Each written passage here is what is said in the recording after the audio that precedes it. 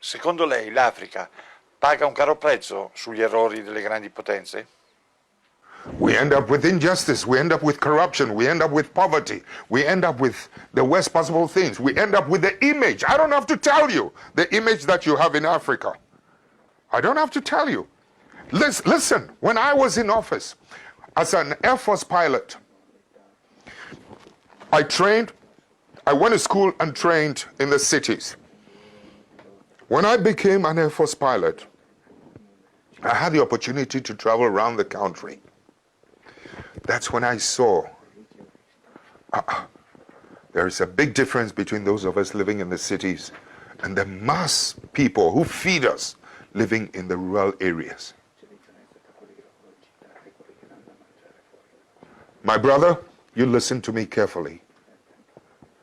The water they drink in those rural areas is such that the water you use to flush your toilet, the water we use to flush our toilet in the cities is much cleaner than the water they drink in the villages. No clinics, no hospitals, etc. No headache, no needles to even sew their clothes. That's when I began to see that the parasitic relationship between our cities and this thing. I mean, I've seen too much injustice in my country when I decided enough was enough. When some of us began to decide that something has to be done about it. When we emerged into political office, you know something? Electricity used to be limited to only 27% of the country.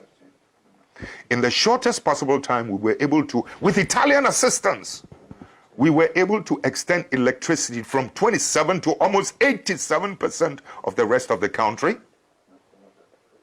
We were able to extend roads. The infrastructure was improved every part of the country. I mean, it was beautiful. I mean, the energy now goes to every part of the village. Children can now go to school and can learn at night, so that my children living in the city will not have an advantage over that child in the village. My child has no superior, was not born with anything superior than that child in the village. But so long as that child in the village is denied and deprived of electricity to learn at night and good water, etc., my child in the city will always have the advantage over the ones in the rural areas. I've been to school where rural students were doing better with the passage of time than those of us in the cities. Please, I know the potential of humanity. So when you're talking about the effects of some of these things, sometimes, you know, these superpowers must learn to accommodate and to live and to accept patriotic leadership, patriotic citizens. Too often, they're happier with people who are not patriots. But you in Europe, excuse me, don't get angry, you never seem to know the role that some of your bad businessmen, you have good businessmen, and I respect them, but some of your bad businessmen are always doing bad things on our continent. And it's our people who suffer.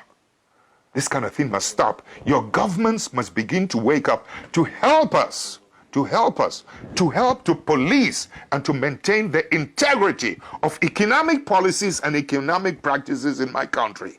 Your country must help us to protect the judiciary in my country.